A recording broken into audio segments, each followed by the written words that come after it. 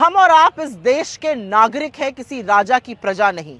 और एक अधिकार जो आपको प्रजा से नागरिक बनाता है वो इस देश में वोट का अधिकार है। आप किसी भी धर्म, जाति, किसी भी भाषा को बोलने वाले हो, कैसे दिखते हो, उससे कोई फर्क नहीं पड़ता। हमारा संविधान हमें वोट का अधिकार देता है अगर आप 18 वर्ष से आयु में ज्यादा है और दिमागी तौर से तंदुरुस्त है। और इसीलिए जब इस वोट के अधिकार पर प्रहार और हमला हो रहा है तो आपको उठ खड़े होना होगा।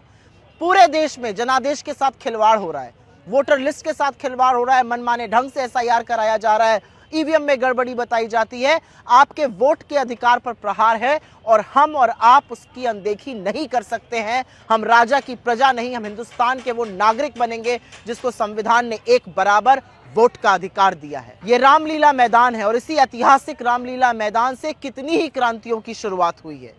इसी ऐतिहासिक रामलीला मैदान में कल से एक बार फिर इस देश में जन जागरण का, इस देश में वोट चोरी के खिलाफ एक क्रांति का आगाज होने जा रहा है, जिसका नेतृत्व जननायक राहुल गांधी जी लगातार कर रहे हैं।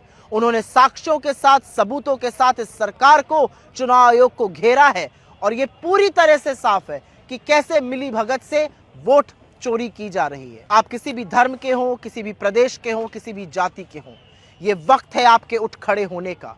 ये राहुल गांधी की निजी लड़ाई नहीं है, ये लड़ाई आपके अधिकार की, आपके हक की, आपके अस्तित्व, आपके वजूद की है। ये लड़ाई उस अधिकार की है जो इस देश में सबसे अमीर और सबसे गरीब आदमी को एक बराबर है, जो प्रधानमंत्री से लेकर एक दैनिक मजदूर तक के लिए एक बराबर है, और वो है एक व्यक्ति एक वोट का अधिकार। रामलीला मैदान में कांग्रेस पार्टी की रैली हो रही है।